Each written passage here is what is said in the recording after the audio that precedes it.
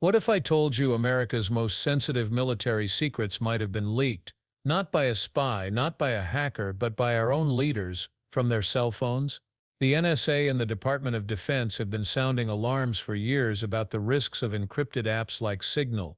Yet during high-stakes missions overseas, top officials still use them, and in one chat, a message confirmed a military operation, while one participant was in Russia. If that doesn't send chills down your spine, what comes next will? The warnings weren't vague. The NSA issued detailed advisories, explaining exactly why encrypted apps like Signal aren't invincible. They've flagged vulnerabilities that could be exploited by foreign intelligence agencies. Is that correct?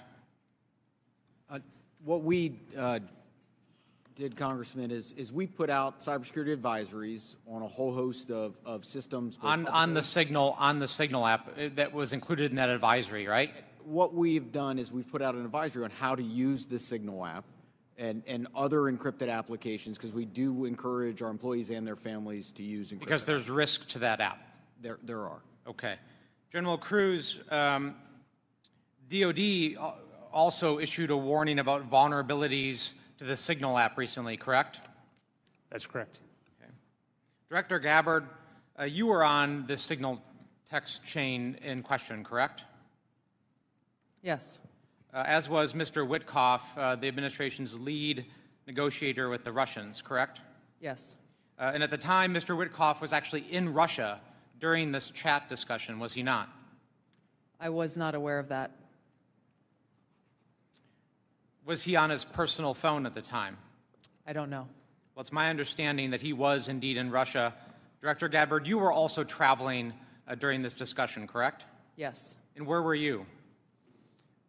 I was traveling through the Asia-Pacific region. I don't recall which country I was in at that time. You don't remember the country? I'd have to go back and look at the schedule. Director Gabbard, I want to direct your attention again to the text chain where it says, just confirmed with CENTCOM, we are a go for mission launch. Does that indicate to you that there is about to be a military operation? Yes. Director Gabbard, earlier in this hearing, we heard about the DOD's classification standards. I want to now turn my attention to your classification standards. You're the Director of National Intelligence. The Office of the Director of National Intelligence classification guide says, quote, information providing indication or advance warning that the U.S. or its allies are preparing for an attack, end quote, is to be classified as top secret. Are you familiar with that? Yes. Director Gabbard, have the Houthis indicated an ability to shoot down American aircraft? Yes. They have in fact done so, haven't they? Yes. Including MQ-9 Reapers, haven't they? That's correct. And that was one of the systems used in the attack recently that's the subject of this discussion, is it not? Correct. General Cruz, are you familiar with this system? I'm not wearing my glasses at the moment, but... Well, I'll help you out. This is an SA-3 anti-aircraft system. Correct. Are you familiar with this next system? I am. What is it?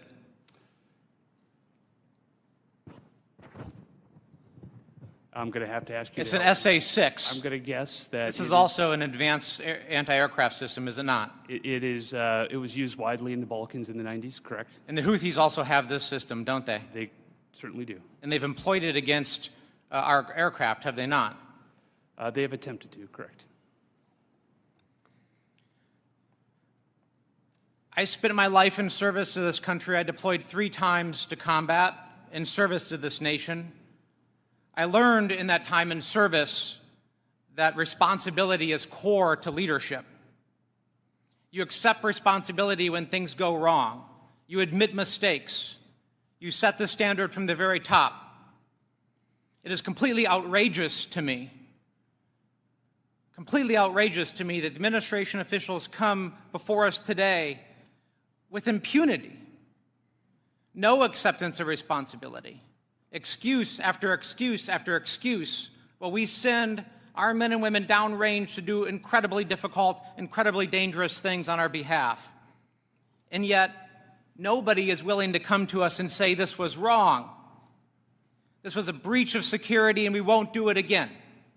It is outrageous and it is a leadership failure, and that's why Secretary Hegseth, who undoubtedly transmitted classified, sensitive operational information via this chain, must resign immediately. There can be no fixes, there can be no corrections until there is accountability, and I'm calling on the administration to move forward with accountability. I yield back. You know, I associate myself with the comments of my colleague, Congressman Crow. I'm deeply disappointed in how we're handling this breach of protocol and so forth. You know, every year at the beginning of Congress, we take an oath to office. You know, this is an awesome responsibility to be a member of Congress, to protect our country. We have no greater responsibility than... The DoD echoed those warnings, highlighting the same risks. This wasn't new, it wasn't theoretical, and it wasn't a one-time caution. It's been hammered home for years. Yet somehow, the message never made it to the top where it mattered most. Or worse, it was ignored. And that's where the trouble starts. Because this isn't just a tech story. This is about national security, about the deliberate choice to sidestep protocol and gamble with information that could put American lives in danger. These weren't casual weekend texts, they were communications during active sensitive missions, and yes, one of those messages spelled it out clearly. Just confirmed with SYNCOM, we are a go for mission launch. Now imagine reading that while sitting in a foreign country with the ability, and the motivation, to intercept it. That's exactly what may have happened. According to congressional testimony, one participant in that Signal group chat was in Russia at the time. Another was traveling across the Asia-Pacific region, and they weren't using secure military-grade communications equipment. They were chatting on an app the DoD itself has called risky. If that doesn't set off alarm bells, you're not listening. This isn't paranoia, it's reality. When senior government officials use unsecured channels overseas, they might as well hand a gift-wrap package to foreign intelligence services, because those adversaries aren't guessing. They are actively hunting for cracks in America's digital armor, and when they find one, they don't just peek inside, they exploit it. The most shocking part, these risks have been openly acknowledged at the highest levels. Yet the leadership culture has become one where we've always done it this way is the excuse for inaction. That's not just careless, it's negligent. And negligence at this level can have devastating consequences. One of those consequences came into sharp focus in this same hearing. The Houthis, once considered a ragtag militant group, they now possess advanced anti-aircraft systems capable of targeting U.S. aircraft.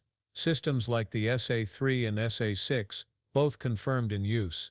They've already taken down American MQ-9 Reaper drones.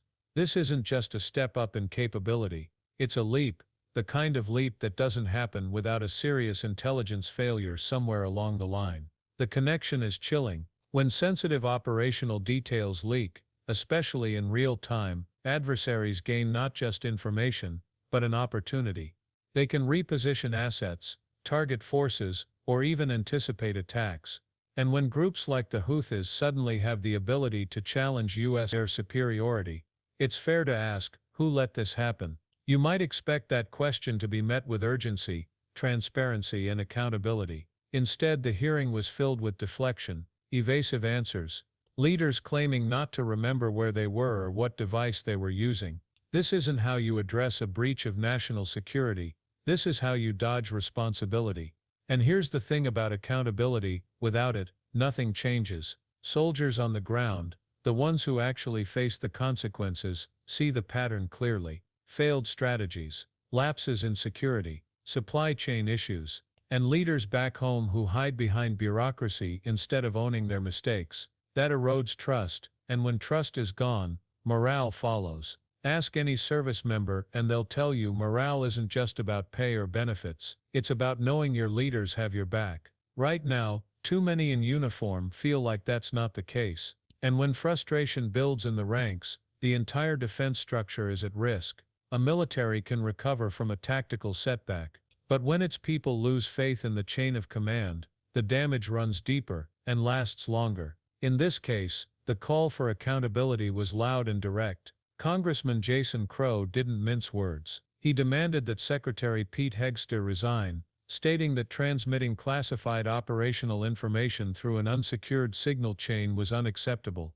His message was simple: there can be no fix, no meaningful reform, until there's a consequence for these breaches, and that consequence starts at the top. Of course, defenders will say this is political theater, but strip away the politics, and the core issue is crystal clear. The system relies on trust, from the public, from allies, and from the troops themselves. Without that trust, everything else is on shaky ground, and trust can't survive without accountability. That's the uncomfortable truth many in leadership seem unwilling to face. Admitting mistakes isn't a sign of weakness, it's a foundation of real leadership. Yet time and again, we've seen officials sidestep blame, hoping the story will fade. But these aren't the kind of failures that fade. They have lasting impact, from emboldening foreign adversaries to putting American lives at risk. What's needed now isn't just a resignation or a press conference. It's a fundamental shift in how secure communications are handled at the highest levels. It's about following the same rules the rank and file are expected to follow. It's about putting national security above convenience. And it's about making sure that when red flags go up, from the NSA, from the DoD, from anyone, they're acted on, not ignored. Because every time a warning is brushed aside, the door opens a little wider for the next breach. And while politicians debate, soldiers in the field keep doing their jobs, trusting that someone, somewhere, is protecting them from avoidable risks. That trust is worth more than any piece of equipment or budget increase. Lose it, and you've lost the very core of what keeps a military strong. So here we are, with a choice. Keep looking the other way, until the next disaster forces action, or make accountability non-negotiable right now. The American public deserves leaders who understand the weight of their responsibility. The troops deserve leadership that values their safety over political optics. And the country deserves a defense system that doesn't gamble with its own security. Because at the end of the day, you can't lead if you refuse to take responsibility. And you can't earn trust if you treat accountability like an option. The stakes are too high, the risks are too real, and the time for excuses has run out. If you agree accountability should come first, drop your thoughts in the comments. And if you want to keep digging into the stories they don't want you to hear, hit that subscribe button, because the next video is even more controversial.